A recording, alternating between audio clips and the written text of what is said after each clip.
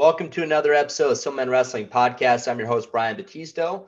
Today's guest, we have Joe Eddie Terriblini. Coach Terriblini has been at Rancho Bernardo for over 20 years. It's been a long time.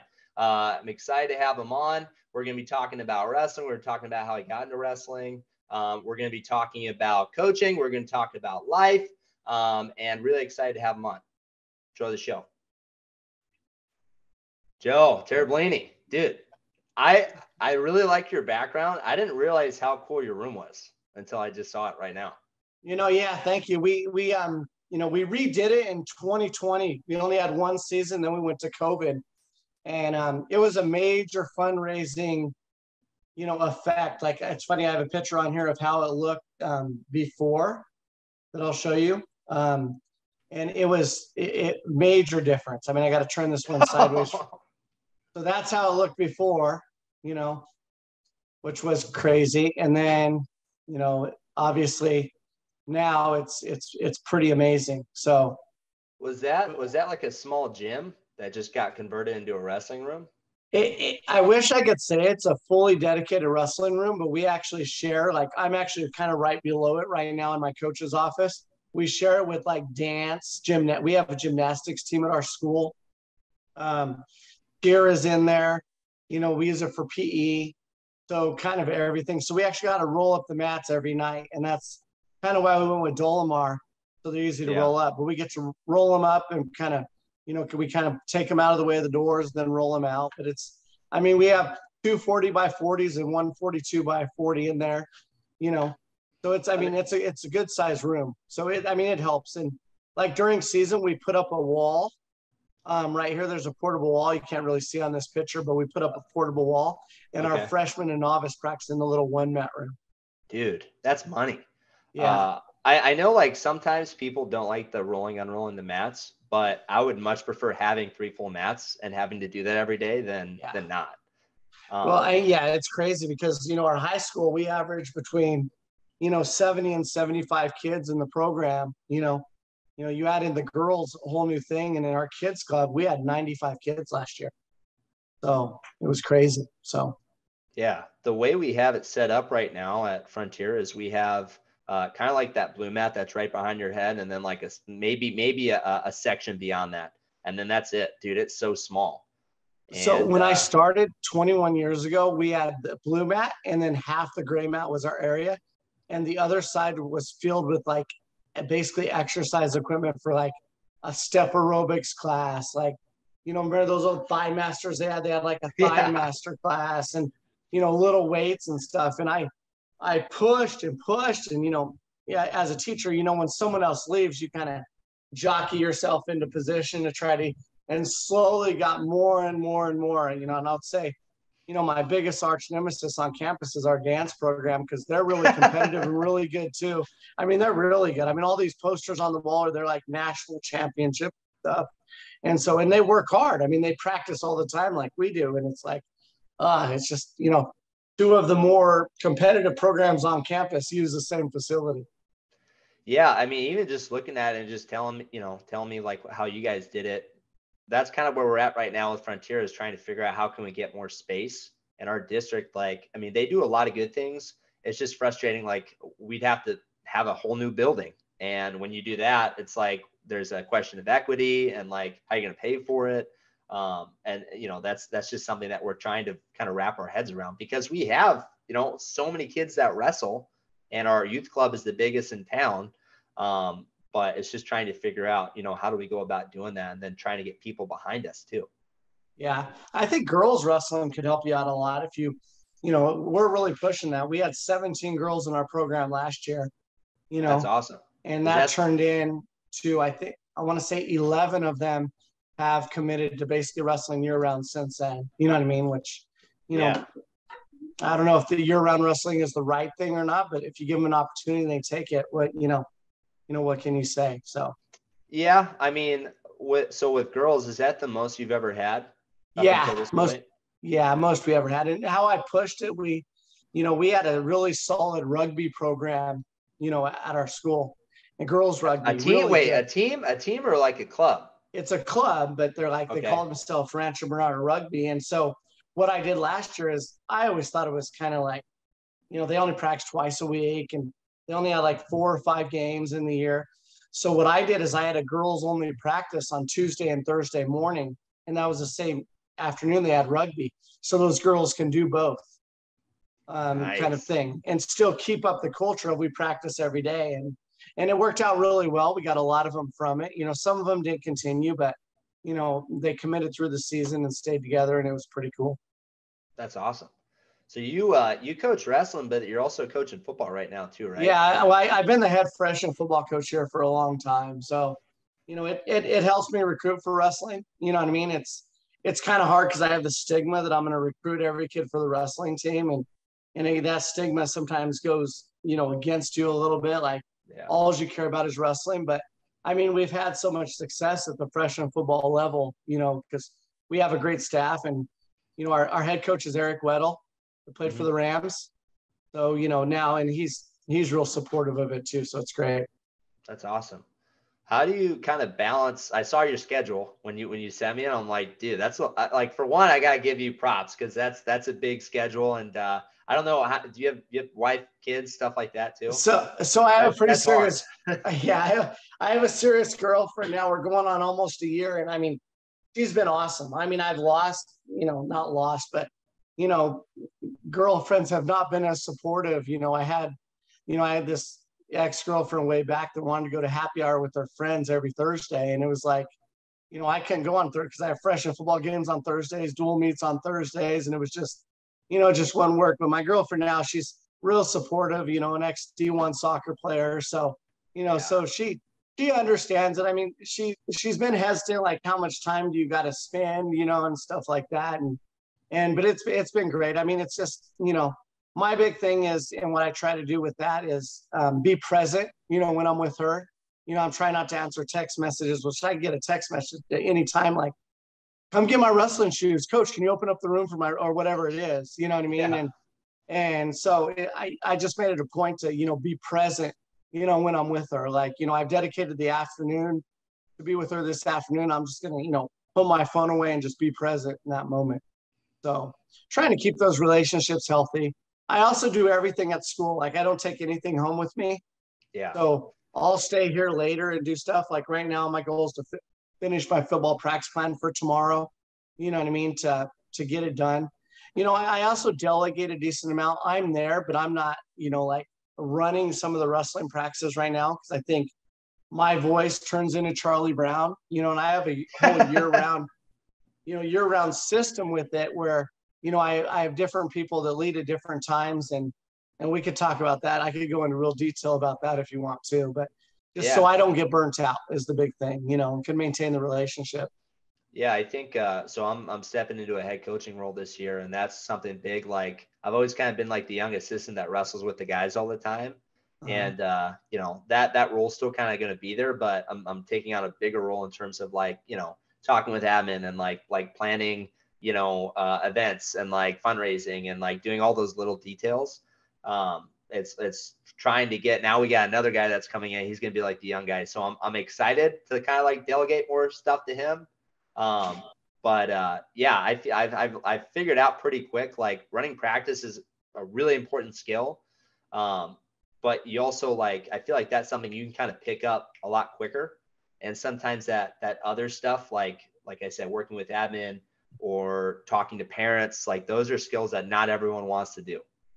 Yeah, no, it's crazy. So I mean, I don't know if you can see this, but this is like my yearly to-do list. You just disappeared on the screen when you put that up. Well, my yearly to-do list right here. So I have every month labeled and what I got to do. So like August, it's renewing our charters. You know what I mean? It's set up our season schedule preliminary. So I have each one of those, and I look at that all the time, take care of the admin stuff, like getting, I don't know about your district, but getting our coaches cleared is crazy because I got to do all these videos. Our risk management's a little intense on that, but it's like, and I take great pride in being organized, and it's one of my things that I love to do. And I feel like sometimes the wrestling world isn't as organized, you know what I mean? But for me, it's just like, I have an Excel sheet for everything basically, to try to just keep organized. What do I need to do administrative wise? Like I even have here what month I book our hotels. Like, I get our state tickets and our hotels every December. You know what I mean? And make sure they're all booked and ready to go, and all that stuff, the admin stuff, I feel like is so important. And I do all that stuff in my schedule. That stuff is done before school. So I'll get to school every day an hour before school starts.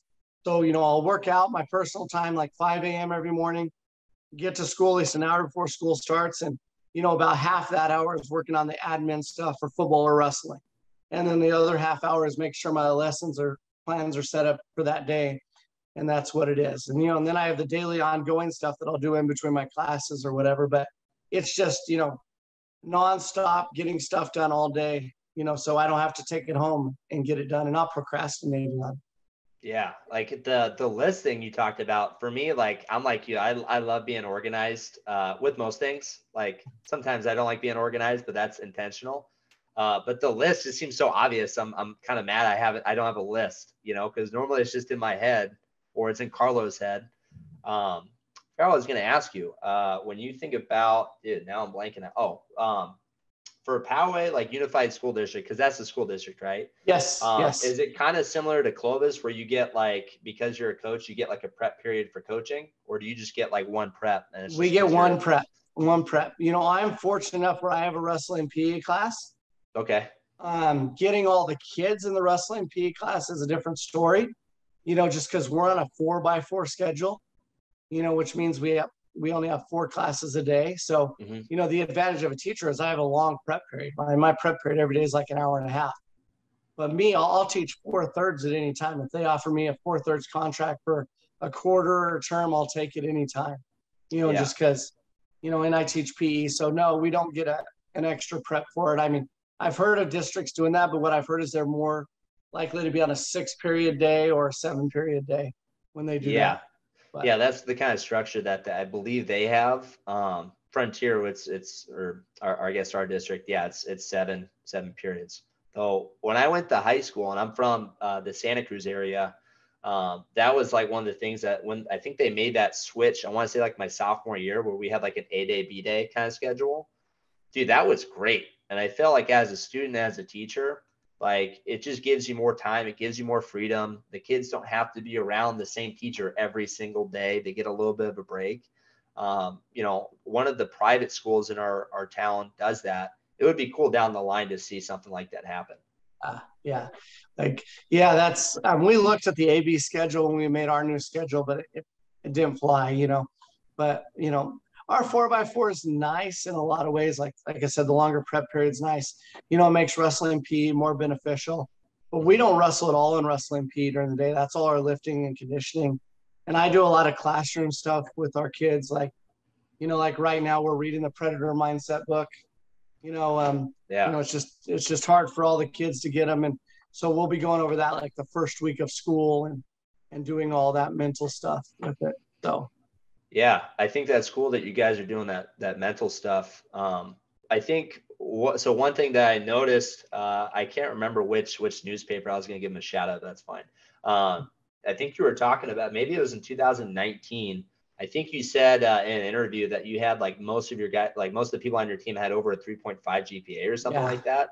So yeah, we have like a 3.75 team GPA. And I mean, I think that's kind of awesome. A culture thing, but to be quite honest, when you only have 4 periods a day and one of them's wrestling PE, it's a schedule that helps us out with that too, right? Because now you have a kid that only has 2 academic classes a day, and during wrestling PE we'll have, during season it's not uncommon that we'll have 1 or 2 days of study hall, but it's one of those things where we talk. If you guys need a day because we were traveling, and you're actually going to study for the time and tutor each other, we'll do it. And, I mean, it kind of works out great. I mean, that's why, we have 2 kids at Columbia right now, 1 at Stanford, you know what I mean? So, we really, try to get the grades. Granted, we have some of the kids that, academics isn't their favorite thing, but we really push it. And it's kind of a cultural thing. Kid doesn't feel as a part of the team,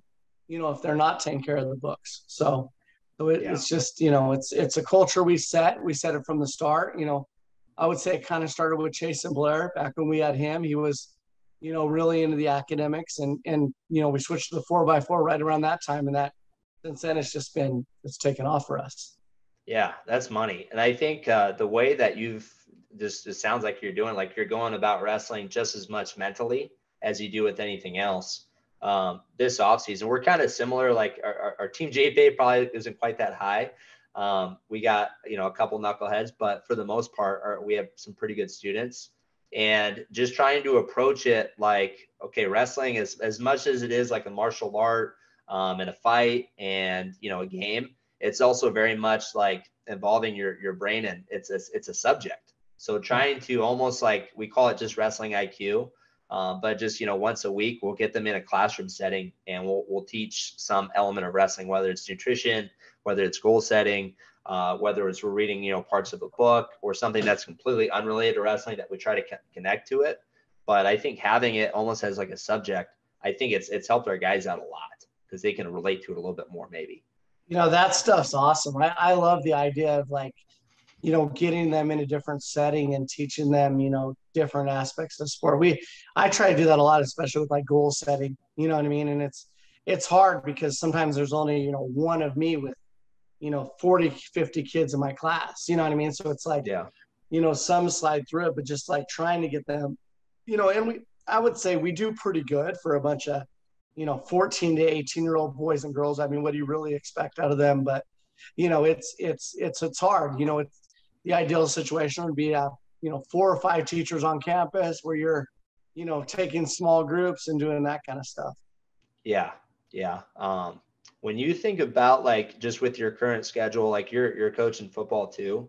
I'm sure you have a lot of younger guys that play football and wrestle. I wrestled all 4 years, I played football all 4 years of high school. I like the game of football. Part of me thinks I played it for too long in high school. Do you want to talk about that a little bit? Like, Yeah. How do you kind of deal with that relationship? Because it's such a hard sport to do right before wrestling, I feel like. Yeah. It's kind of hard. I don't want to get in trouble by this because, it's okay. It's one of those things where I believe in the multi-sport athlete. Like, I don't know if you know, but I went to Holtville High School, and a real small town in the Imperial Valley, 120 miles east. They have a wrestling tradition, but if kids didn't play multiple sports, they wouldn't really have a team.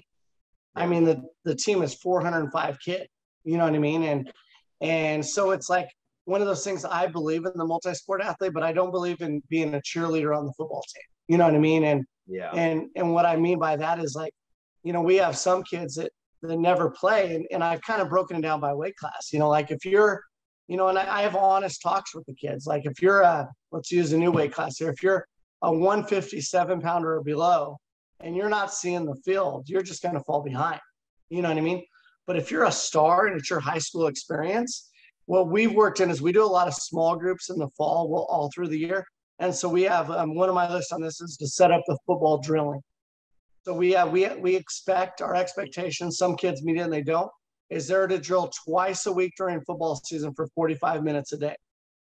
Now, with Weddle coming in as the new head coach, the old head coach, it's one of my really good friends. We had worked it out where, the big thing is just don't let the kids get hurt.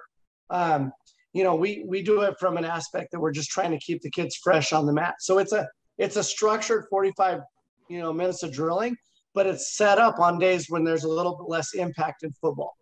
So usually it's on a Thursday, you know what I mean? And a Monday, because those are kind of Monday's more their mental day and Thursday is more their walkthrough day, kind of a thing.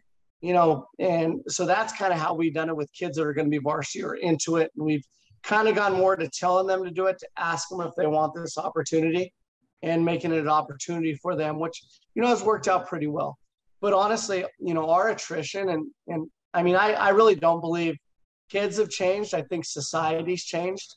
So I think society's made it to where kids being a multi-sport athlete isn't as prevalent anymore. I mean, unless you're like cross-country track or water polo swimming, you know what I mean? That's more, a thing like that. I mean, in wrestling, we could say folk style, freestyle, folk style, Greco, whatever, kind of is kind of that cross-training. But it's just hard for the kids mentally now to grasp, that they're a multi-sport athlete. So if you create good habits young, like when they're a freshman, like with this drilling, this is what I do.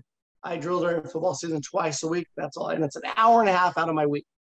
That's all it is, an hour and a half out of my week, you know, kind of a thing. But our attrition rate as kids gotten older has been crazy. Like right now, we only have 2 kids that are on the varsity football team, you know, that wrestle.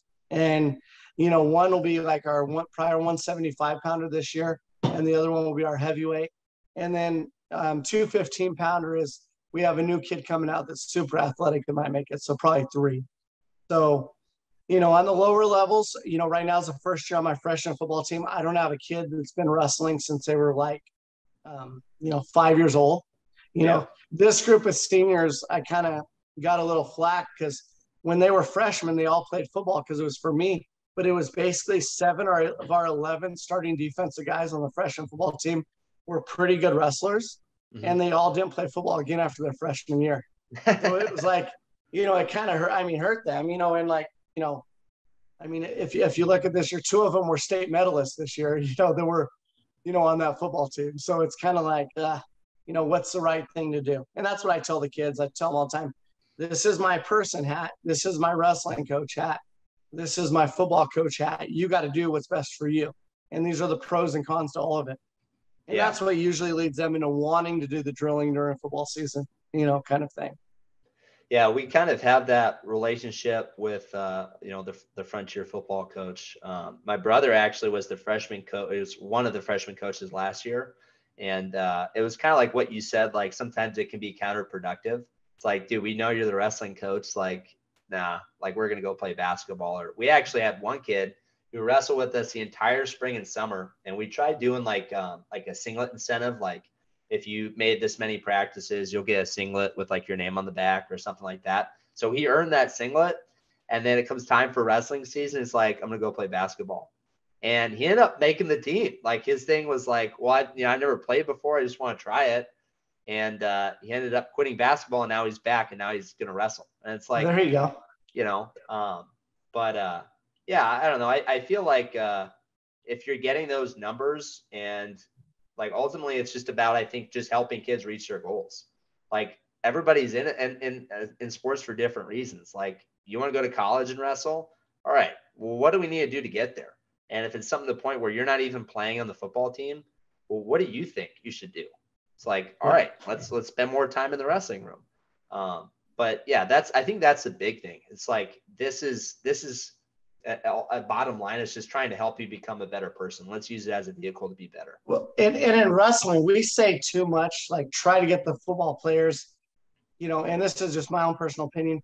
I hate when we say, well, wrestle to improve your football skills. Because those kids usually turn into a cancer generally, especially when you have a culture, you know, like Frontier or Rancho Bernardo has. So like football does not help wrestling at all. You know, it might make you a little better athlete, but let's be honest, it doesn't help wrestling at all. You know, if you really want to do a sport that helps wrestling, it might be rugby more so than football, you know, but, you know, it just doesn't. So I don't even recruit a lot of the freshman football players anymore. You know, usually what happens is some of them like me, so they want to come out.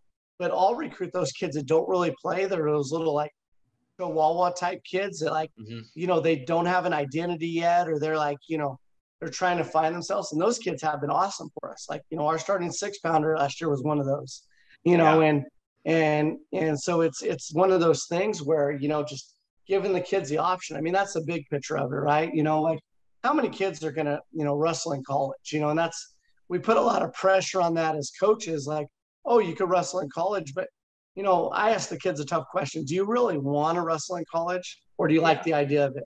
Because there's a big difference. Yeah, I agree with that.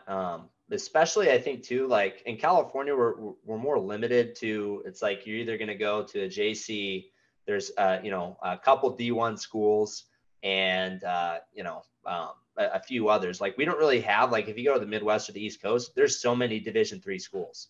And it's like, it's probably a little bit more like what like kind of high school is, like better high school teams, where it's like you have your season, and then outside of that, it's kind of on your own a little bit more.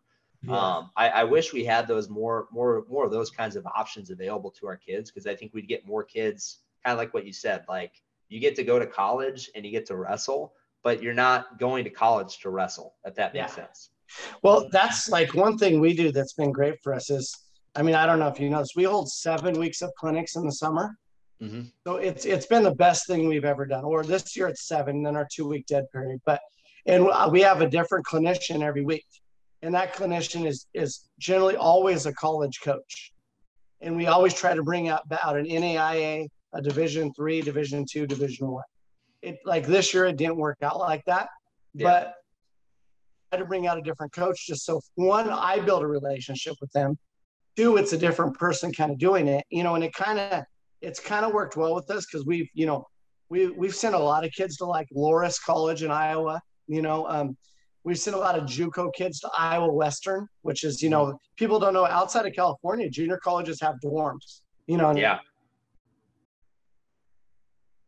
You froze just for a second. Can you hear me? Coach, can you hear me? Yeah, I got you. I can hear you now. Okay. Sorry about that. No, you're good. You're talking about the clinics, right? And then you had kids that go to Loris and junior colleges have dorm. And Iowa Western, and we've sent kids other places, University of Wisconsin, Oshkosh, just different things that, I built a relationship with. Millikan, schools like that, because there's so much opportunity. Like, I mean, this year we had, our first week was Tyler Badgett, RB alum that wrestles at Pitt. So I'm trying to do an alum week. So I tried to get our other alums out, but just other ones were busy, couldn't make it.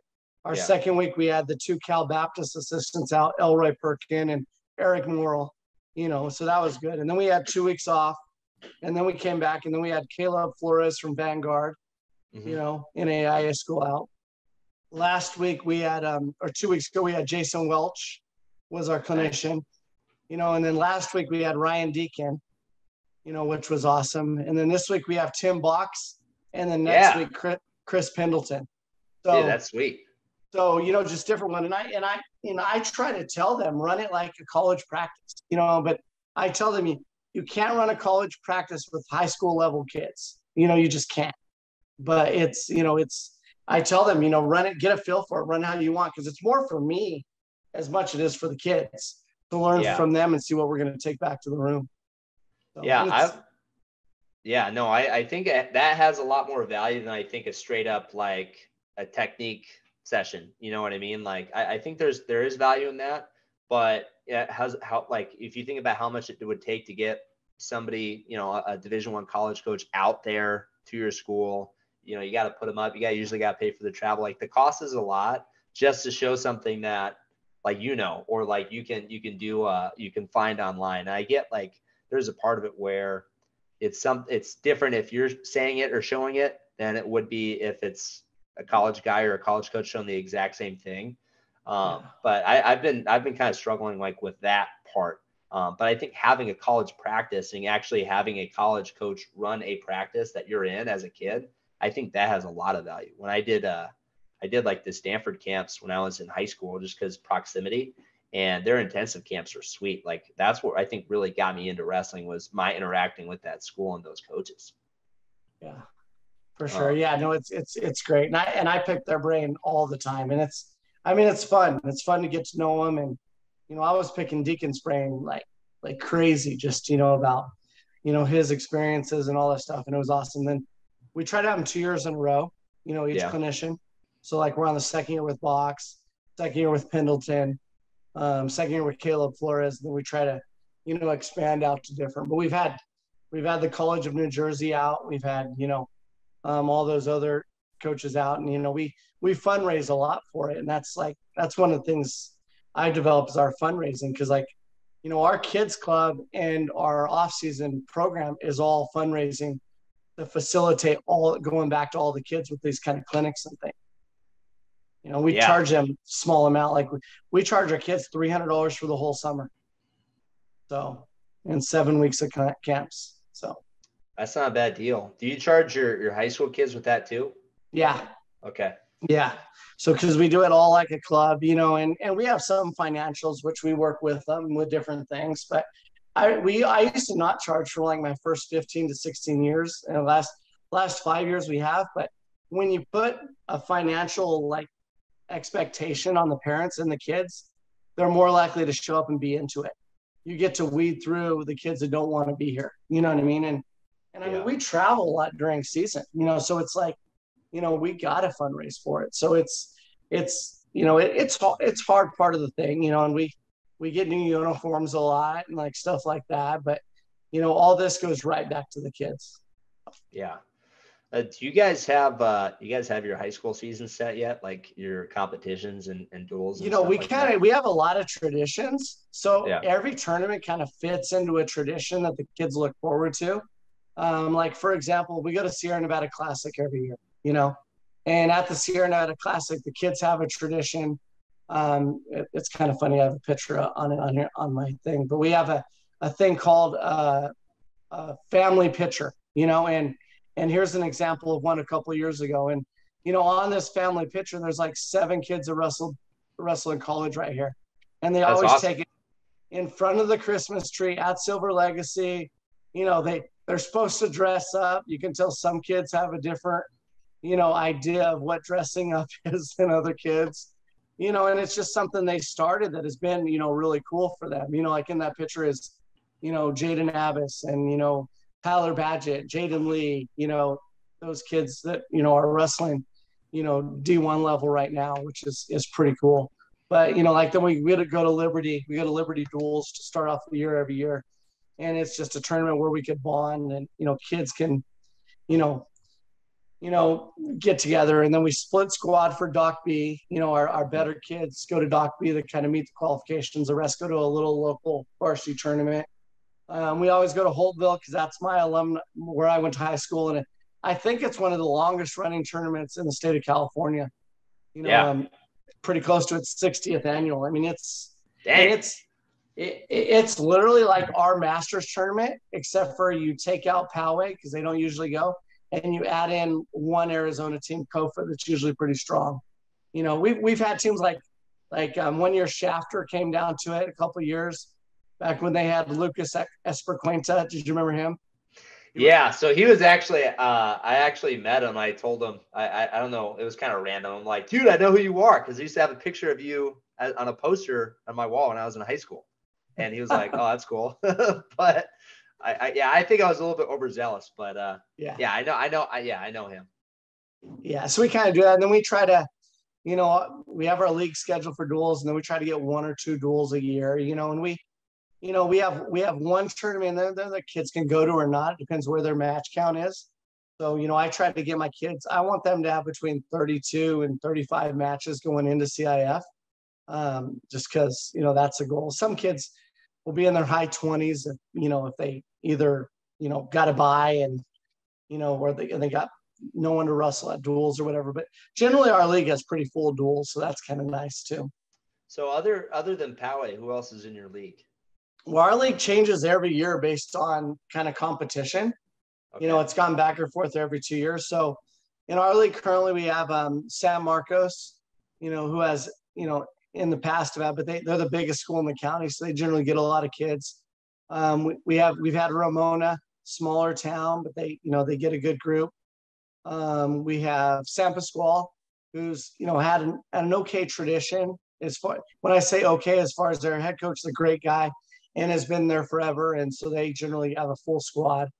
So Mount Carmel's been in and out of our league and other ones, and then we try to duel outside of our league a little bit. Like, you know, we're going to duel Granite Hills this year, you know, which I mean they're tough, man. They're probably 5 or 6 weight classes better than us, but you know, their coaches are so annoying though. I hate their coaches. They suck. Know, I honestly, it's funny because I coached against Brady and Sean when they were in high school, so it's like, I mean, I like them. I mean, I was a young, fiery coach. So when I was young, I was like all into it, and like it's funny because the other coaches like generally hated me, but the kids on the other teams, they kind of like that, you know what I mean? So those kids will, you know, they'll come up and stuff. And then Jesse's actually a good friend of mine. I mean, me and him, we haven't talked lately, but we'll usually talk quite a bit. Granted, we want to beat each other, you know what I mean? Which I know for them, beating Rancho Bernardo is, you know, now it's probably not a big deal, but before, like when we dueled them last, I mean, their fans are no joke. I mean, their fans, like, if I approach a table, they let me know they weren't okay with that. You know what I mean? Yeah. You know, And it's funny, our fans kind of know wrestling, so we got a call over change last time that our fans started yelling back, and it got a little bit, a little bit heated, but the kids loved it. My kids didn't get fired up in the wrong way about it, so I was happy with that. I feel like those kinds of environments are what make a competitor. Like that's something that you look back and you wrestled, like whether it's a hostile crowd or a home event. Like if it's a big dual meet or a big event like that, it's way more fun. Like, and I feel like that, like a lot of kids like kind of rise up to that a little bit, Well, our Poway duel, I mean, probably like your Bakersfield duel, it's a full gym every time. Yeah. I mean, they're considered our rivals, but I don't consider a rivalry if we've never beat them. I mean, how is that a rivalry? I mean, that's, the reality is it's just not. I mean, and they're really good. And I mean, it's kind of cool because all their parents know wrestling. So like they'll be very, compliment our kids and compliment us about what we do. And, granted, we want to beat them like no other, and like, a lot of people are very, envious of what they do. And that causes for, rumors to start. And like I tell our kids, I mean, all the kids are good for a reason. Whatever that reason is, you get an opportunity to wrestle them. So you can't you don't hate them for being good. Just go out there and compete. And, ever since we switched that mindset, I mean, our kids have wrestled them like tough. I mean, obviously it might be a pin in 330, but I mean, we're going after them. You know what I mean? Like Sonny Motas last year, he broke his arm in the Condon match, but he was going after Condon the whole match. I mean, Condon was a little slick for him, but even he was going at him, which in our area, I think they appreciate that because a lot of kids like don't really wrestle them, you know what I mean? And they kind of, back off them, which we dealt with for probably my first 10 years. Like it was very frustrating. You'd give the greatest speech ever, like, we're going to conquer, whatever. And your kids go out and you're like, oh my gosh, you got 2 stalling calls in the first like minute and a half. And you're like embarrassed, you know what I mean? And so, it's fun to have them, in our backyard in a lot of ways. And it's not fun a lot. And as a coach, the biggest compliment I've ever gotten is that we've built a good culture right in their backyard. You know what I mean? And I guess, that to me, like it took me a while for that to set in, but once it set in, I'm like, yeah, we have, you know what I mean? It's, it's pretty cool. Yeah, that's something that, I didn't even think about. Like, I mean, being in their backyard, I mean, Poway, just generally speaking as such, I wouldn't say a stranglehold, but like, they're just so dominant in the San Diego section and in the town and even a little bit beyond that, for Granite and for you guys, Rancho, just to be able to develop that culture pretty much again in their backyard is really impressive. And it's good. It's good for the kids and it's good for San Diego wrestling. Yeah. Yeah. It's funny that you say it's good for San Diego wrestling. I mean, that's like always a big talk in our area. You know what I mean? And difference between, I'm sure in Bakersfield, that's not a big call. Let's build Bakersfield area wrestling. Like for You'd be surprised, dude. Well, for me, I'll be honest. I don't care about San Diego wrestling because if I cared about San Diego wrestling, I'll be taken away from my kids. And what I mean my JV kids and my freshman kids and the girls program and the youth, like, I just care about Rancho Bernardo wrestling. I mean, I don't care about it in a way that I'm going to, hate on everyone else for it, but I care about if we build our program and do what we're supposed to do, okay, hopefully we'll build San Diego wrestling. But, some of these coaches say, we're putting on a camp for San Diego wrestling, and it's like, okay, that's cute. You know what I mean? Like, but what are you doing for your kid? And that's kind of been my thing forever is like, if all the coaches would just worry about like, their program and their kids. And I mean, it brings up a different thing. Like, clubs in California have never taken off. I would say, a couple of them have, but like anyone in the sport trying to make a living off of it, we're a 1 state championship state, so it's really hard because you almost create a conflict of interest, because, you have 2 kids in there that are battling for that, like, let's say that 4th place Masters finish in San Diego section, that could cause a little bit of turmoil, so, if, like my theory in San Diego, if every coach focused on like their group of kids and got them as good as they can. I mean, there's some coaches, younger coaches to the sport that are doing a great job and have for years. Like, look at Brawley, look at La Costa Canyon, Dwayne Booth. I mean, Dwayne Booth is, probably the longest tenured coach in our section, and then like the coach at Patrick Henry's doing a good job, a younger coach in our area, and it's, and they were doing it modern day for a long time, Brett Yeah. and Justin were doing it in modern day, and, some other coaches in the area. I mean, Del Norte right down the street. I mean, their coach is putting in the time. And I think that's what's going to build a section. I mean, you look at your area, I could think of 4 or 5 programs that are pretty solid. I mean, I haven't seen Washington Union in a while, but they were good forever, right? And they're a little ways away from you, right? Yeah, Washington Union. I'm not even gonna lie. I'm not from California originally, so like sometimes I don't even know where those places are. I think Washington Union might be more north. I want to say. Okay. Yeah, I think it is. Completely wrong. I think it's right outside of Fresno. Okay. Yeah. So like in our area, we have like Highland. Highland's pretty tough.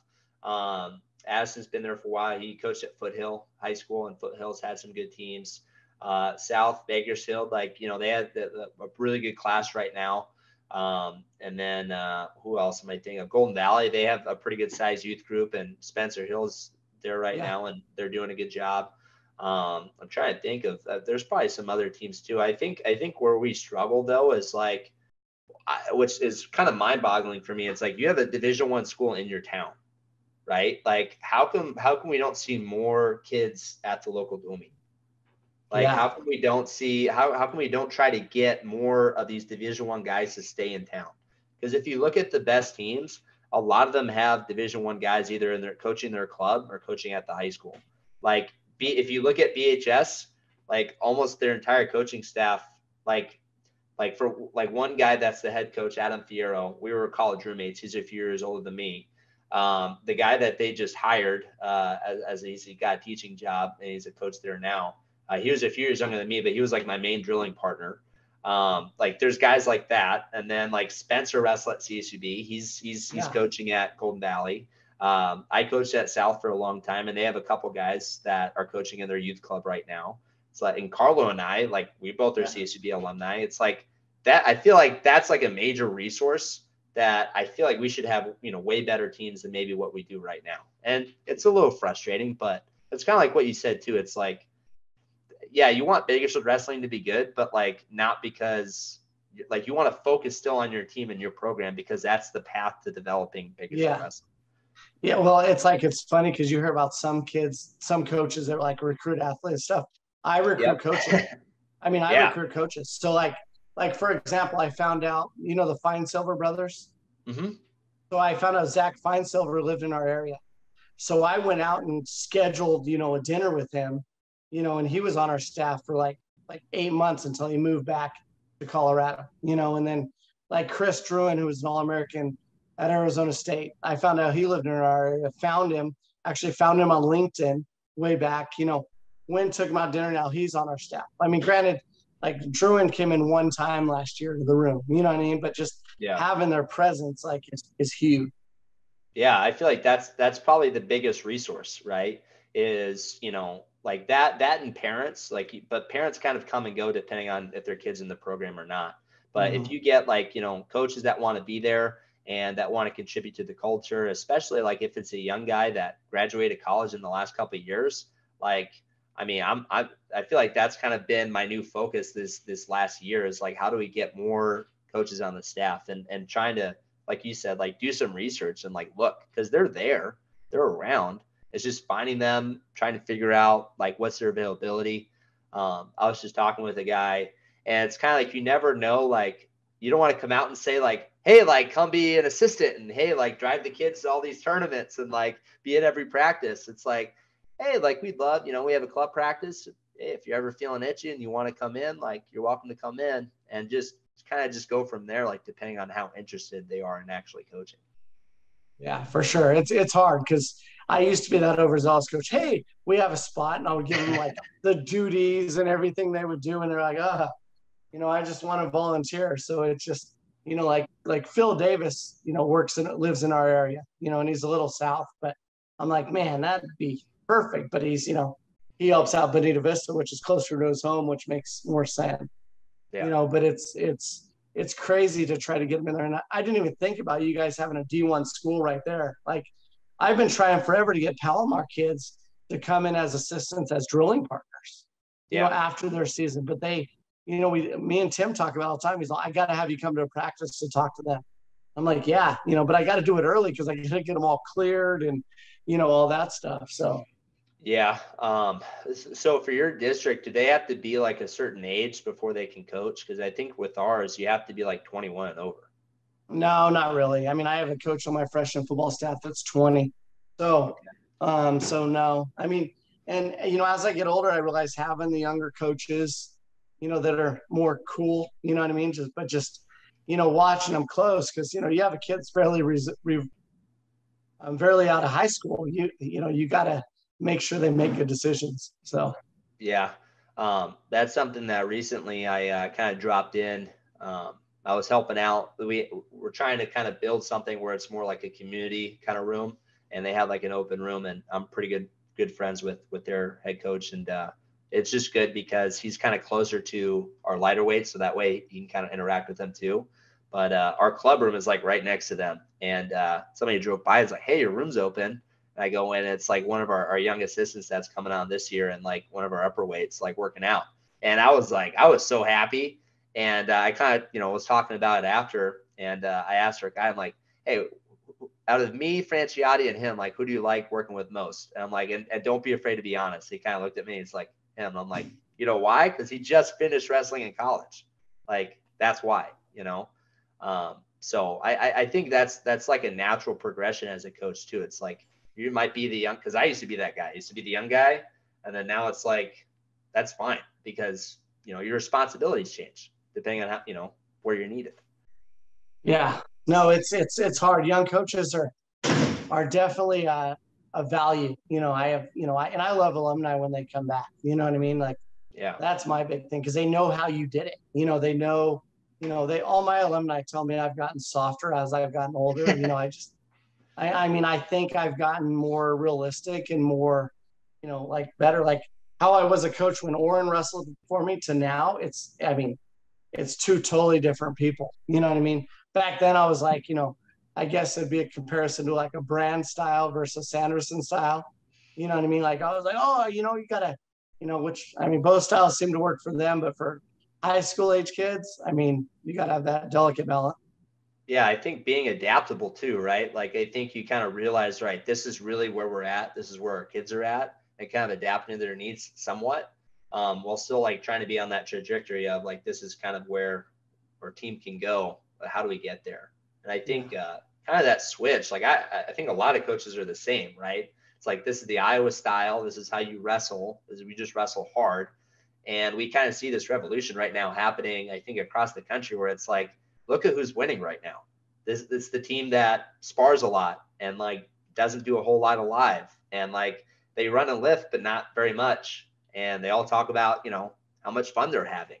And they all kind of wrestle. Like, I feel like a lot of the Penn State guys, they do some similar things like on top and on bottom, but they're not really limited to like a particular attack on their feet, but they're all like really good at finishing, and they all can kind of scramble. So it's I think for anyone that kind of knows anything about wrestling, you look at it, you kind of see the same stuff. It's like, okay, what are people like? What are the best teams in the country doing? What's feasible for my team? Let's try to pursue that and try it, because ultimately the kids have more fun. It's not fun waking up early and running, like all the time. Like that's not fun. That's for a lot of guys. It's not going to really stick. Yeah. Like we don't do much live. I saw your thing about live and whistles. Like we use whistles all the time, but we don't wrestle much live. You know what I mean? Yeah. We just don't. We'll have, occasionally we'll do it, more of the situational, like easy and hard out, but we describe our tempos, so like, we have our Colt tempo, which is like less resistance, just a little body weight. Sorry, our pony tempo. And then our Colt tempo is like drilling, like you adjust the position, you make it hard for them, but there is a clear winner. And then our Bronco tempo is full live, and we wrestle probably 95% of our practice. Well, I'd say 90% of our practice in Colt tempo and 5% to 8% in pony and 3%, if you look at the whole scheme of things, in Bronco full live. And, it's partly because, you look at kids, I analyzed a room in live the other day, and kids were just giving up position because there wasn't really a punishment if they lost. You know what I mean? Like, they go, oh, well, I lost, I get another chance. You know what I mean? And it's frustrating. I got to talk about the same thing in our full tempo. A kid won't shoot a good shot and they'll just stop and try to start over. There's no timeouts in wrestling. You don't get to say redo. Let me reset here. So you got to finish that position. But if you make them a clear winner, and I kind of got this a little bit from football because we talk about clear winners and not as much contacts and things like that because of the whole CTE thing. And I thought it was kind of amazing, and so I would say we spend all of our fall teaching our kids how to drill. Yeah. And it's like, okay, this is a low finish. Take them to the low finish. Take the lock below your knee. You know what I mean? Like, just talking about that stuff. Okay, create a scramble and give them pressure back. And that's worked really well with us. If we put kids in both positions. Now, a kid that misses a bunch of practices, they're way behind. When we get to season, so it's just one of those things where it's hard for you. But our youth club, they wrestle live all the time because that's what they love, live in games. So yeah, that's I think too, like if you're drilling a lot with kids, like their paying attention like ability is like so low. I didn't say that probably super scholarly, but yeah, they're what do you do? How do you say that? I don't know. You know what I'm talking about. I don't know, their instincts. I don't know. They're like they can only really pay attention for like so long. So it's like, all right, here's what we're doing. All right, go do it. And then give them a little bit of time. As the farther, like the longer that goes, the more likely they're going to be squirrely and doing something that's not what we're doing. Yeah. So I try to kind of keep everything somewhat because I coach our youth kids too. It's just trying to keep like the if I'm going high like content, like teaching all these different techniques, I try to keep the skill somewhat lower, somewhat the same.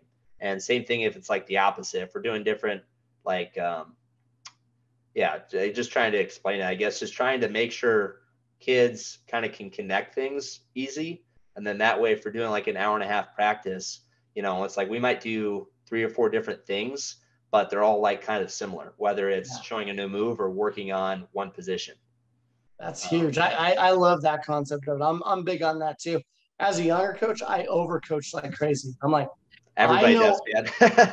This stuff, so I'm going to show you everything I know, and if you don't do it right, it's on you. And now I'm like, we have like, I think we used to have 12 everyday drills. Now I think we have 7, and our whole program does it from top to bottom, every day. And they're just basic, 3 basic setups, 2 basic reshots, 2 deep leg defense in every position. And then we'll add on to what our specific drills are that day. And our kids know them to where, we could say like reaction 1, our kids, they all go and they do reaction 1. Now we teach our higher level kids how to like set it up more to reaction 1, and then, reshot 1 and stuff. And that's kind of developed how we coach from the corner a little bit too, kind of a thing, but just, keep it simple. And I'll never forget Tyler Badgett and Jaden Abbas were drilling because in our room, if you look at our middle circle in the middle of the gray mat, so that's where the best wrestlers in the room take. So they decide each day who the best wrestlers in the room are. You know what I mean? And usually it's the same kind of kids that take it. But I stand literally where you look at where the RAN is in Rancho, well, more towards the EA. And I always say that's the earn place because I'm going to watch the middle circle the most. Yeah. So if if you're lollygagging, you're going to see it the most. And, I was like, I asked them because I have a leadership council that I get the vibe of the team on too. And I asked them, are we drilling too much? How are you guys feeling? I'll never forget. Tyler Badgett looked at me and goes, Coach, that's why we win, because we drill every day and we buy into it. Like, everyone in here, they might not like it, but they know it's what we got to do, and that combined with, I tell them every time how long my practice plan is, and I tell them, my practice plan, we never go over 2 hours. We never do.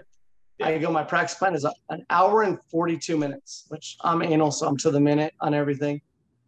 I'm an hour and 42 minutes. And I tell them, that's all we're going to go. Now, how long I talk after practice, that doesn't count in that hour and 42 minutes. But, when I told them that and they know, I feel like we've gotten much more buy-in to it.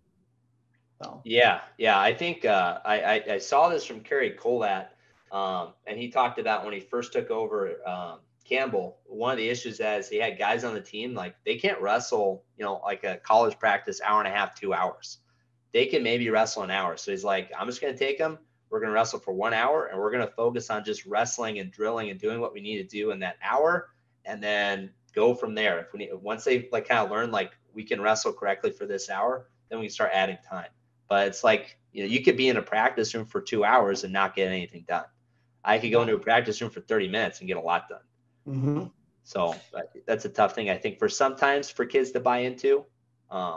Like, we have, some kids that I think are more on the elite end. And sometimes they feel like we're not doing enough. And it's like there are times and places for everything. We don't need to go live every single day. We don't need to try to kill each other every single day, especially during the season. I mean, then you have, what keeps wrestling going is the crazy dads, right? I mean, the crazy dads. We all have them, we know them, but they're what keep the sport going. Then you have, a dad that wants to say, what, your practice was only an hour and 15 minutes today? You're not working the kids hard enough. You know what I mean? It's like, well, we're getting more out of them. You know what I mean? Like it's, by getting them that kind of stuff. And you said something earlier that I think, Ray, how you were giving kids singlets, after, for rewarding them. Like, we came up with the reward system too. Like I was trying to mimic like a belt system like they have in karate. So we call it our level up system. So you'll see all our kids with a camouflage backpack and they get a Roman numeral based on what level they are, and then when they get to a certain level, they get a black singlet too, which we're not allowed to wear black during season. It's against our like school policies, but in off season they could wear it. And so we have it all the way up to, the highest levels, level 9. Level 8. And to be level 8, you got to place top 3 at 2 national tournaments, whether it's Fargo or Super 32. So it constantly gets, but like the first 5 steps on their level is all about attendance and proficiency in like our everyday drills. You know what I mean? So if we see those, you get a backpack at level 4. You know what I mean? Yeah. You get a pair of socks 1 through 3, but you get a backpack and a patch at level 4. And it's worked really good with our youth program. With our high school program, they like it, but they like, they're like, I'm never going to be level 8. I'll never be level 7, but it's been really cool. I let one of our kids name it because they named it after a video game, the Level Up, and our kids have taken it further. Now they've rated each other on like a player scale, like if they're a video game character, and they have a whole PowerPoint on it. They're presenting to me next week. And I'm all, guys, you got to be careful with that. Yeah. So. Yeah, I like that a lot. There's been something that I've been kind of working on the last few years. I'm kind of like still kind of afraid to just dive into it, but it's more in the classroom. I teach social studies, but I just know like a lot of kids love like games. So trying to like gamification in the classroom, I think is super important. But I've been trying to work on something where the whole year is like, trying to reach like a high score and there's like a leaderboard and providing different incentives. Also trying to incorporate like teamwork stuff. So it's like, all right, this is this part of the classroom, this part of the, like, that's your group. So if somebody's on their phone, like you guys lose team points, like stuff like that, but I just feel like that's just like a natural thing that kids love. And maybe instead of trying to like fight it, kind of like lean into it a little bit. But I like what you're doing with the youth club. I feel like that's a great idea. We have our high school kids into teams based on their leadership council. So I have 7 people on the leadership council, 2 girls and 5 guys. And then they have a team under them of, every kid that's like in high school or incoming freshman. And based on like their practice attendance in off season, their match count in off season, you know what I mean? Their team gets rewards. And like the ultimate reward is lunch with coach wherever they want. Yeah. The team that wins, it meets a certain amount, and that's worked really well. And then like we have a team goal of 1,200 off season matches, and like just those little incentive things. And if they visual, like we use a band app. So on our band app, I'll post it, and kids will like, oh man, that's cool. We got, we're in first place as a team or whatever it is. I like that a lot. Would you do that like during the season? Is that more of an off season thing? More of off season, but we carry it into season. You know what I mean? It starts within season who our returners are to try to get them. And then we'll like, if we have a kid that falls off, we'll drop them off a team, and maybe a kid that adds, we'll add them on a team. But I got it. USA Wrestling posted something a long time ago. They called it the CAR, and I don't know what the acronym stands for. It was something, but R was recognition, A was accountability, and the C was competition, I think. And Okay. And I took that. And I used to have an individual off-season goal for each kid. And then I turned it into a team thing. But underneath the team's team, I talk about the 90% rule, that you attend 90% of what we do. And I have all these metaphors. I think you were going to go to Glenbar North, right? I think you said in one podcast. Yeah, that's where my brothers went, and I did a club out of there for a little bit too. You know how they have the golden dot? Mm-hmm. So we have the blue dot. I actually stole that from them. Don't tell anyone. But I'm going to tell my brother downstairs right now. Yeah. Well, but actually we stole it from Liberty, Arizona, which their head coach, went there, and they have the red dot. So it's like, what I mean, kind of different, like dot kind of things, and I steal a lot of these things from different coaches, but and it's, that metaphor of the idea of what we do, you know what I mean? And them seeing that has helped them, like, underneath the team aspect, kind of just keep the kids accountable, and no matter what your level is, and that's the thing, like, you're going to get better by being on the mat, as long as it's a direct approach and whatever it takes, right? You have like a really good way of organizing like culture, which is straight up just organizing your program. And I feel like that's something that's very rare. It's hard. Just from talking about your different tempos, it's like pony, colt, bronco. You have different levels. It seems like it almost has like a military vibe. And I know you were a Cav Scout, right? Yeah. My brother was a Cav Scout. I want to say from when he graduated high school, maybe 2002, 2003. Dude, so talk about that a little bit. How'd you get into that? Well, it's a funny story. So I used to go to Arizona State camp every summer, right? So Leroy Smith was a coach at the time, and I thought I was going to go wrestle at Arizona State, but I was an average high school wrestler. I wrestled since I was 5, but I was so. After season goes on, I don't qualify for state, you know what I mean? Like, I'm just like, but I knew all the techniques, but I was a late bloomer. I mean, I didn't go through puberty till I was like 16 years old.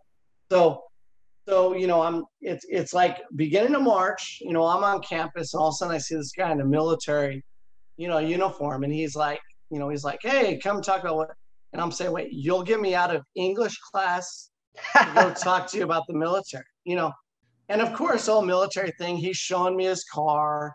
He's showing me what barracks look like. He's showing me all this stuff. And I'm like, well, I want to wrestle still. And he's all, well, you could wrestle if you join the military. And I didn't know what it was. So like literally it was probably 3 weeks later, I'm going through all the physical process. I joined. So I'm at MEPS, and it comes time to pick a job. And, you watch those little videos to pick a job. And I had a really high ASVAB score, so could pick practically anything. So I'm looking at it, and all of a sudden they show a video of people riding quads, riding sand rails, going out. And that was the Cav Scout video. And I want to do that. You know what I mean? Reconnaissance, So I go in, I join, and I'm still looking, I'm like, where's the wrestling? I'm like naive as can be, not knowing anything. And they had a little base team, and they told me, well, there's a way you could, wrestle for the all Army team if you go to this tournament, and then they see you and you go this one. So I was, training, doing a little bit, and I went to one tournament, and right then that day I realized I'm never going to be at this level, right now. So they saw my technique, so they go, you be the base team and help these other kids, get better. So I did that, and when I in the military, like, I live a very pure, Christian lifestyle. It's just who I am, and obviously we all fall a little bit, but I wanted to do the right thing all the time. So I said, I'm going to be the best soldier I can be. And my biggest thing was, I'm not going to start smoking, and I'm not going to get a tattoo. Those are my 2 big things that I thought about military. So I ended up going being a Cav Scout and being like the top of my class, all this stuff, and end up going to my unit, doing that stuff, trying to wrestle, realize that doesn't work out, but end up becoming the colonel's driver for my unit. And doing that. And that gave me a lot of free time to, like, help out these guys wrestling, which honestly, they had very limited experience. Like some of my high school kids now can, take them. They were just guys that, back then UFC was barely starting to come out. So they were, on that grind. And so, then I became his driver. And then afterwards, I actually joined the Ranger Battalion and the headquarters battalion, and then I got out and came back home, became a personal trainer. And how I became a head wrestling coach is my client was the assistant principal at Rancho Bernardo High School. And I'll never forget, I was 22 and a half. And she goes, we need a wrestling coach, one of the biggest schools in San Diego. And I'm like, I'll go in for an interview, but I go in, I get hired on the spot because it's literally October and season starts in November.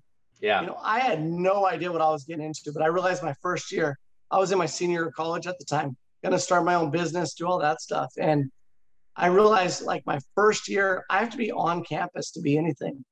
So I threw away my business plan that I had. I had written a whole business plan, had an investor, a soft investor, and I threw it all away to, you know, and here I am 21 years later. Dude, that's crazy. That's crazy. Yeah.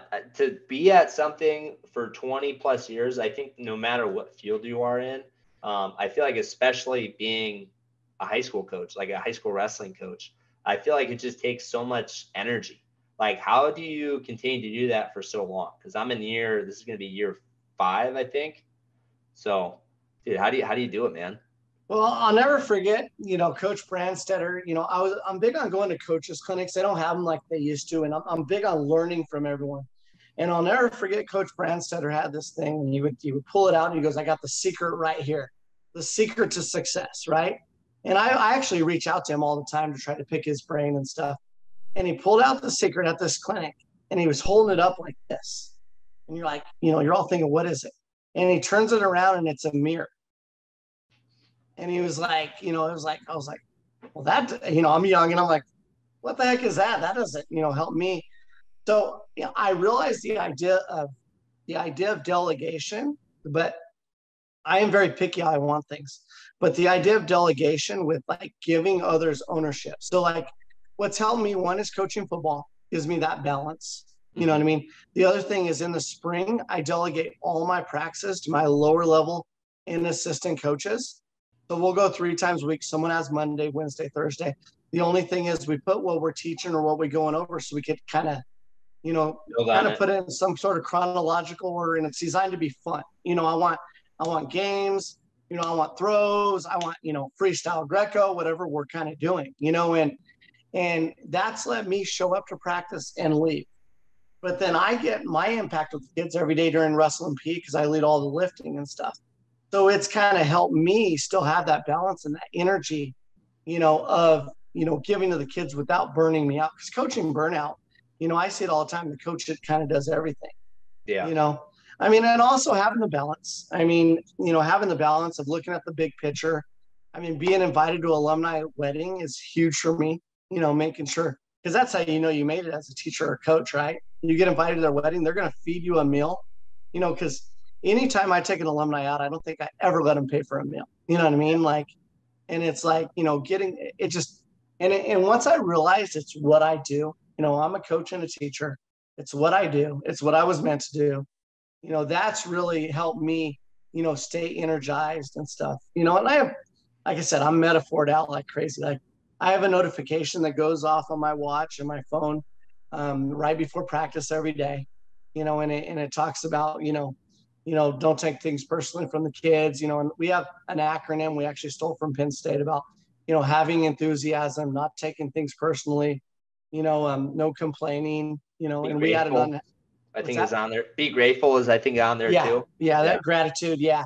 And we added on have fun, you know what I mean? And our kids know that, you know, and me having that aspect too, you know, not only preaching and doing it.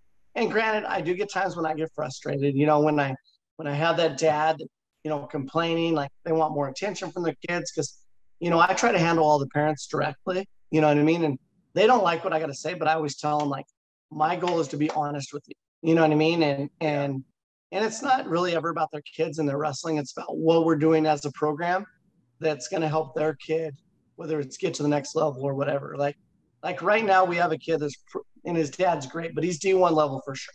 You know, he is, in my eyes, he is D1 level, you know, and it's just because how much he loves wrestling, you know, but he hasn't got much love, you know what I mean? Because, you know, there's many reasons and stuff. And, you know, I always tell him and his dad, I'm honest with him, Tyler Badgett didn't get a single look until after he went to Super 32 his senior year. You know what I mean? Like, you know, that's just the reality of it. And I've reached out to all those coaches and we've been in talk with Virginia. We've been in talk, with Campbell's been in talk with him, he's got all these things, but it's like, you know, we kind of talk about where you fit will be, the right fit, and it's just handling everything directly and not letting the drama take over, because that's what I think drives people out of coaching. It's just, just the little drama things, you know what I mean? Like, Yeah. And I feel like a lot of that has to do with like what you said. Like, I mean, the drama can it kind of just depends, like you got to manage egos like big time as a coach. And sometimes that's from admin, parents, kids, other coaches. I think this last year, maybe up until like right towards the end, it was probably the most fun I've had coaching. And a lot of that has to do with the fact that like all of our egos were fine. Like, our kids were having a good time and like it was easy. But years prior, especially during COVID, I feel like I still dealt with kids and parents, maybe on a more personal level, just because of how things were operating. I'll maybe kind of stop right there. So I feel like the statute of limitations, I don't know how long it is, but just trying to help kids and families and stuff like that. But a lot of that, I think this last year, just having fun is, just maybe trying to get ahead of the ego part of coaching, which is super hard. Oh, we're all competitive by nature. I mean, everyone wants to win. And I mean, some people get confused my intensity, with like who I really am, like on the mat. Cause I'm not, I'm a social guy, but in the wrestling world, I'm not, going up to different people, my ego looks like it's intense, Yeah. So. Yeah. I had this moment where I'm very thankful. So it's kind of weird dynamic. It's changing this year because I'm not the youngest guy, but for a while I was like the youngest guy, and it's like, well, I'm supposed to be the next, head coach, but I'm working with guys that are in their 40s, and all of them have like a lot of wrestling experience. So trying to give the feedback, and also being the guy that's like younger has kind of been a weird thing to manage. But very thankfully, I have some really good mentors that I get to coach with. And there was a moment towards the end of our season last year where I wasn't in the corner. I was trying to like let these guys do it. And they were getting, pretty emotional. And I tried to not be like that in the corner. And, the kid was kind of having this back and forth match. And it was against a guy that was ranked pretty high in the state. And a call needed to be made, and he was down. Like, we needed to put him neutral. And I was kind of like, hey, you need to go up. And they just didn't understand what I was saying. And I regret doing this. And it was completely on me. I shouldn't have done that. I kind of just went in the corner and basically just kicked them out and be like, we're going to go neutral. The kid ends up, what do you call it? Cobra or bulldog or. Yeah, we called it Bobcat because it used to be our junior high's move. Yeah. But now we call it Cobra. Yeah. Yeah. He ends up getting that, putting the kid to his back and pinning him. And they were all excited, but at the moment they're like, what the F are you doing? Like, that's so dumb. And for one, like, there's so many different ways you can go about it. We should have a meeting where we talk about those things before, so they know the situation.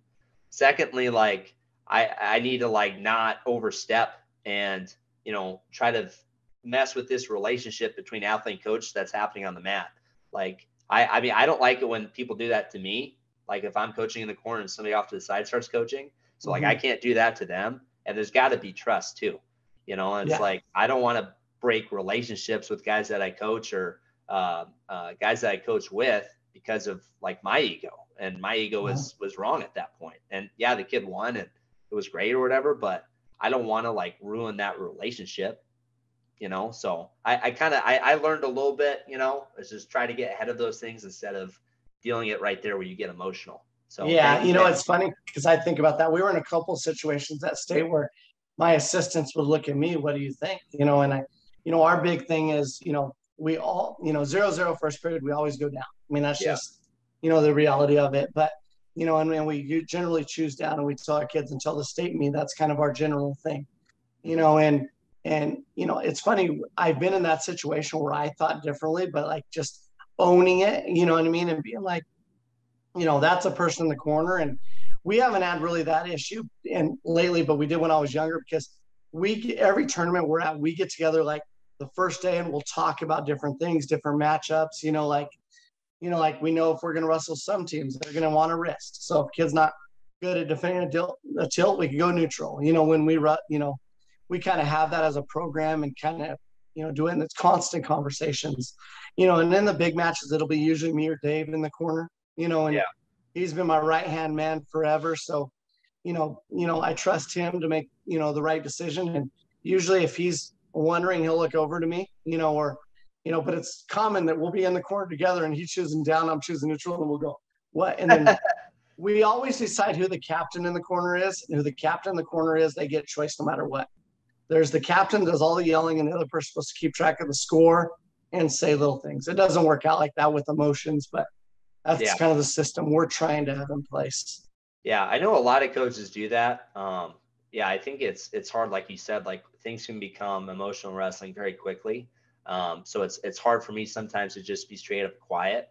But I feel like, that the last couple of years that I've been coaching high school, like if I'm next to somebody that like Carlo's my guy. Like if I'm next to Carlo, I trust what he's saying. And normally I'm more not the captain, but more just making sure the score's right, making sure just all the outside things, like, and then trying to make sure the guy's calm. So I'm just trying to be calm and just focus on the guys, like how is he responding mentally and emotionally to what's happening in the match too. But yeah, I think for the most part though, we're pretty in sync in terms of what we need to say to the guys, but we also talk all the time. How often do you guys like talk as a staff? Like I know you said before a tournament, but do you have like a monthly coaching meeting or something like that, or I weekly meeting? try to. We have a coach's social before season, Yeah. and I have like a packet of so many pages. Like I have all kinds of stuff. I have a 28-page PowerPoint of our vision, but I don't include that a packet. Just responsibilities. Like generally before a tournament, there's always a weigh-in coach. He makes sure the kids all get weighed in, have skin forms, have hydration sheet, all that. And then there's a warm-up coach, and there's a coach's meeting coach. And so we talk about that generally, a lot of group text, or, we travel a lot. So when we travel, there's always a coach's dinner where we get to talk about certain things, and, Yeah. generally when there's a new coach on staff, what's happened recently is they've been a little intimidated about what their role is. So they're generally asking a lot of questions, which has been good, kind of a thing. But generally, it's just longevity together. And, I try to have a coach's meeting before practice, because our warm up, our first thing we do is go time. And that's just where kids do their go time moves from bottom, top, and neutral. And it's about 3 minutes per area. And during that time, we will usually get together and, talk about things. And that's when we do fixes from the weekend, like major fixes or whatever. And, kind of, just constant communication when it comes up, and, any differences, never in front of the kids, obviously, Yeah. and I mean, the kids can sense energy for sure. So they know if there's a difference, but we don't need the kids worrying about that drama. You know what I mean? So No, I think like whatever problems or issues or disagreements that you guys have as staff, when it comes time to be in public, whether it's in front of the kids or the parents or whoever, you got to be, no, we're in this together no matter what. yeah. Like all those disagreements, it's kind of like, I just asked my girlfriend to marry me. I think it's been like a month or two now. Congratulations. But, yeah, I'm pretty excited. But, that's one of the things that we talked about in marriage is like, yeah, whatever we have this fight, struggle, whatever, like whoever's wrong, like in the moment, doesn't matter. When we go and interact with people, it's like we're always put on like a strong, everything else happens ideally behind closed doors, Yeah, that's huge, especially with high school kids, because they got much more going on in their lives a lot of time than they need, like, worried about the sport drama, and Yeah. And, granted, we're not the best at it sometimes, but I've heard about these one rooms where coaches are yelling across the room at each other. And, that's why, this is where I talk about Poway. I respect what they've done, because, they've kept it in-house kind of for years with their coaching staff, or, people that have been there, and people, will make comments like, oh man, they don't let anyone into their little thing. And I mean, why would they fix something that's not broke? You know what I mean? Like, Yeah. when, it's hard. We have a lot of coaches, and it's just constant. Because I always say the first thing any coach I bring on, I want to coach with my friends. I want us hanging out. I want us being friends. I want, our families to know each other. I'm trying to get my girlfriend involved with the other wives and girlfriends. I mean, and everyone says they want a family in the program, but you can't force it. You just got to make it natural. Yeah, and I think especially if you're doing something hard with somebody, the closer you are together, it's easier to do that. I mean, being a history guy, I bring about the 300 Spartans all the time. It's like, it wasn't just in this moment they decided, hey, we're going to hold a line and hold off, this giant army. It's like they've been taught this since they were 8 years old.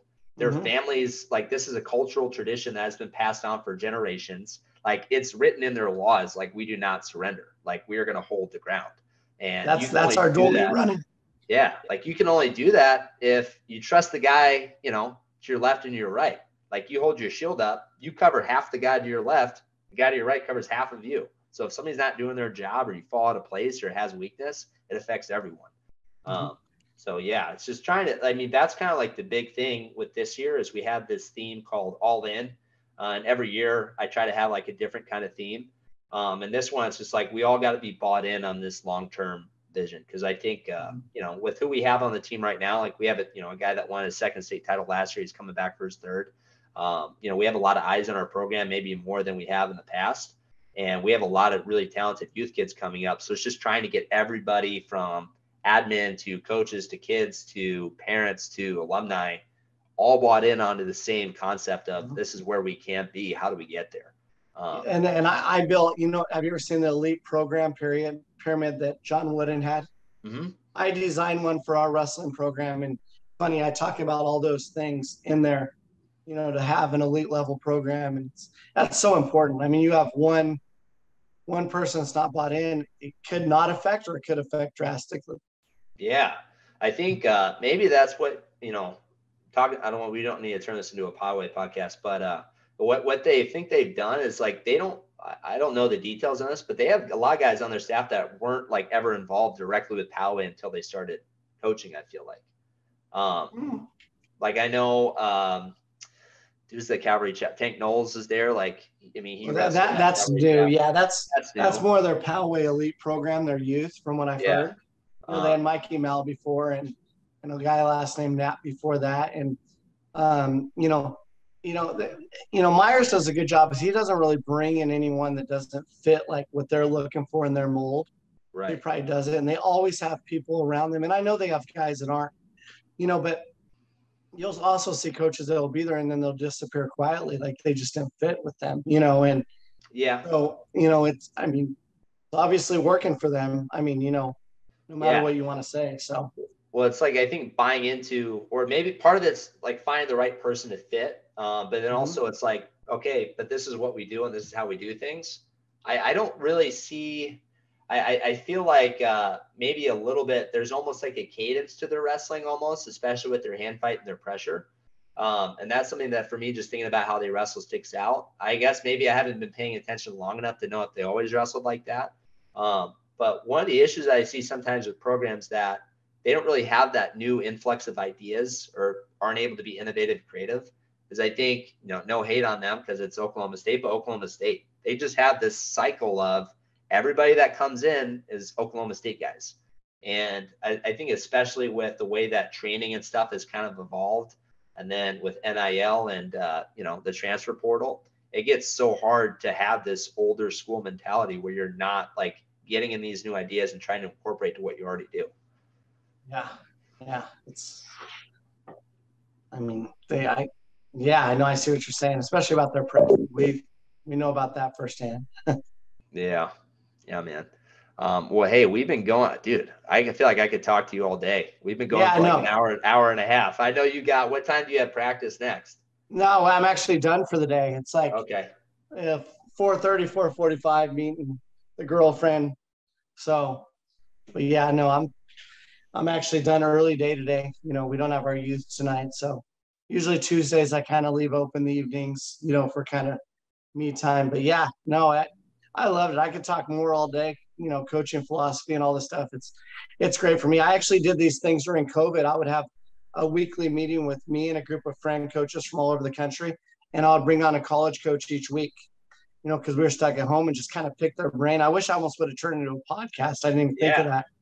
But we actually had one that was cool where we had brought on all the head coaches and their head football coach. And we talked about trying to align football and wrestling. And it didn't go as well of a conversation as you would have, thought, because, some coaches are like, your kids need to wrestle. And others are like, well, wrestling's going to help them. They should do it, but it's like, don't lose any weight, and stuff like that. But it was probably good content though. Oh yeah. I wish I would have saved them all. I mean, we had some great talks. I mean, I remember talking to Rob Cole, and he's sitting on his couch at home, not really knowing how to use Zoom, and it was really good. We had Terriblini on there, but it was like me, Jesse was on a lot of them. I had my buddy that coached at Columbia, Idaho, buddy coached at Liberty, Arizona, and then a lot of local guys around here, and just trading ideas. Like most of my ideas I steal from someone else, you know what I mean, and then kind of come up with. That's what good coaches and teachers do. They steal ideas. Yeah, and just see how it is. But I mean, I could talk about this stuff all day and how I developed my ideas that aren't always right, but if I realize they're not right, I'm going to change them because I'm right until I'm wrong, right? So it's like it's just kind of figuring out, and it's not about being right; it's about doing what's best for your kids. So for sure, man. Well, hey, do you have anything else to say? Anything you want to leave with the audience? No, thank you for having me. This has been awesome. I'm thankful for what you're doing. I've loved all your interviews, so keep it up. And if you ever have any content that you want to bring me back on, I'd love to come back on pending my schedule.